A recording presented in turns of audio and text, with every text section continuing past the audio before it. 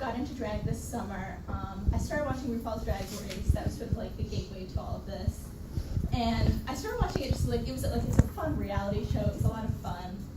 And I mean, like, these like queens they're like drag queens, they're beautiful, they're like talented, they're singers, dancers, artists, and I loved watching the show. And they're also really great people. So I kind of fell in love with the show. And I would notice, like, I was watching the show and I was kind of like, I kind of wish I could do that. Like, I love the lip syncing and the costumes and like the heels and the makeup, and I was kind of jealous of all of them. And I didn't think I could do it because I was a girl. So I was doing sort of some research on, I think I was like looking up like Bianca Del Rio, who's a drag queen, on YouTube, and I came across like James St. James Transformation.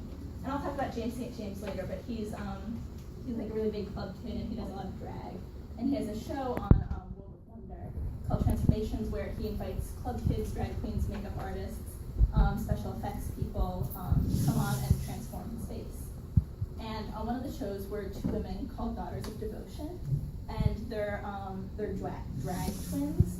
So, and they were two biological females who were talking about how they did drag. And that was the first time that I was like, hold on, maybe I can do this. And I did some research into like girls who do drag, and I realized that it was something that existed. That there's actually a lot of famous women who do drag, like Lacey Noel, Dominique Echeverria, Daughters of Devotion are probably like the most famous right now. And that you can do drag if you're a woman, and that's called faux drag or bio drag, and some women prefer to say that they're drag artists rather than having faux or bio attached to it. So that was sort of like the first time that I was like, hold on, I can do this. And I really loved drag because it combined everything I already loved. I have like a theater background. That's something I like. The performance was something that like I've always liked that. And then also all my friends are like singers and actors, and that's not really who I was. And I was always sort of jealous of it. So I was always like lip syncing along to songs, and like lip syncing was something I really loved. And then like I realized like I could do that in drag. And also like I have a costume background. I love costumes. I love makeup. I love like stage makeup. I've been doing stage makeup, and I love fashion. So all of that was sort of coming together in drag. And something that, what I love so much about drag is that I've struggled with a really long time about costumes versus fashion, and like the thin line between costumes and fashion. And I noticed that whenever I would find myself like moving towards the side of liking costumes, I kind of slap myself away and be like, that's not right, that's not okay. Like you're a fashion girl, like you're gonna do fashion. And like my favorite fashion designers are Rosie Azulin, who won the Women's Wear Award last night at CNBA, so I'm really happy for her. Rosie Azulin, Ellery Theroux, who's nominated but did not win. Rosie Azulin won. And those are really like, they're minimal, they're really based off of like shapes and proportions. They're not like, they're very not flashy. But, and like that was sort of like, I kept telling myself like, that's your aesthetic, that's what you like, that's what you want to do, like these shapes, that's like what it is.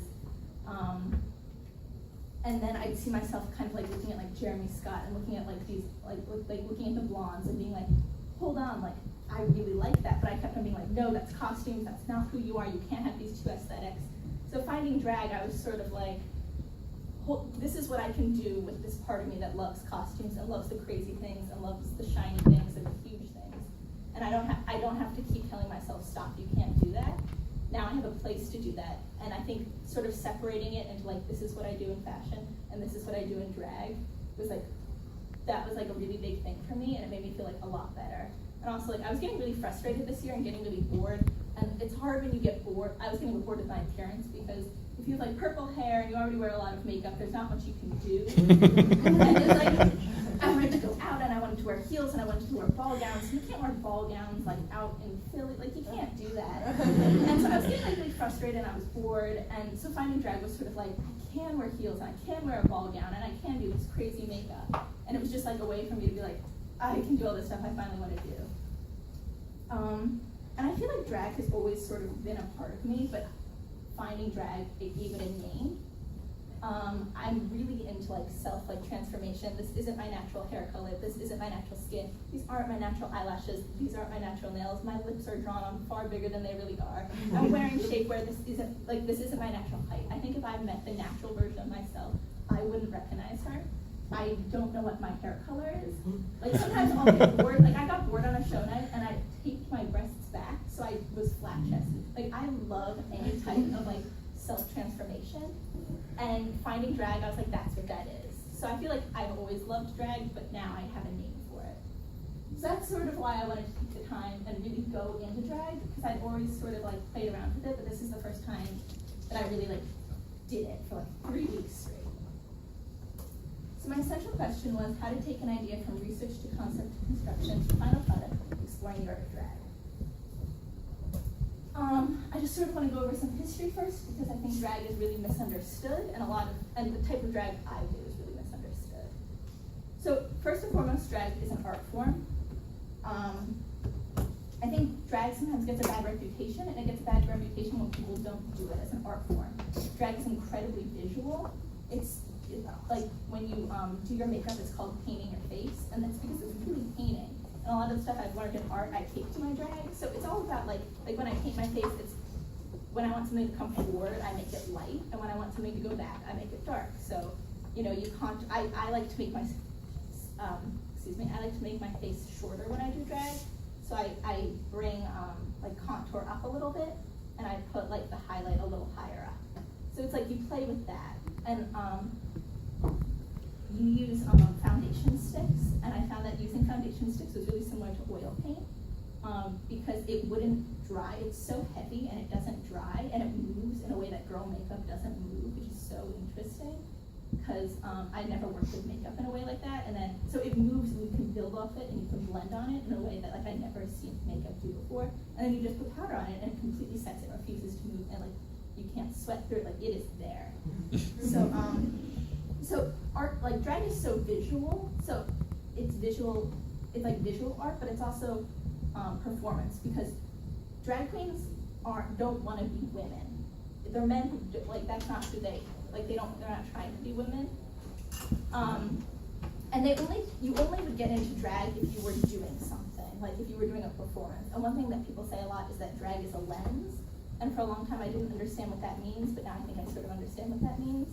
And it's whatever you do artistically, you do through drag. So my lens is fashion, so I do fashion through drag. I met some drag queens who are musicians, and they do drag through the lens of music. I know some queens are dancers, they do dance through the lens of drag. So whatever you do as your like art form, you just do that through drag, and drag just makes it bigger. There's really a difference between female impersonation and drag. Female impersonation is trying to create a female illusion and trying to be as close to a natural female as you can. So that's a lot of like getting the body shape right, trying to look a little more natural, trying to sound like a woman, trying to act like a woman. That's not necessarily what drag is. A lot of times drag queens don't look like women. They don't act like women. So there's like a real divide between female impersonation and drag, although they do cross over into each other. Drag can also be genderless, which I think a lot of people don't understand. And I think a lot of times it's because drag queens, they'll put on makeup and they'll put on a wig, but that doesn't necessarily, makeup and wigs don't mean feminine. You know, like if you look back at history, makeup and wigs were not feminine things. Men wore wigs, men wore makeup. Like look at Egypt, look at like, you know, like look back at like the Baroque time, like those huge powdered wigs and the moles. That was considered masculine. Our society just labels makeup and wigs as feminine. So a lot of times when men put that stuff on, they're like considered, and I'll show you, like my favorite drag queen is Ryan Burke, and his drag is genderless. He never puts on drag to be a woman, and he doesn't necessarily look feminine, but because he's wearing makeup,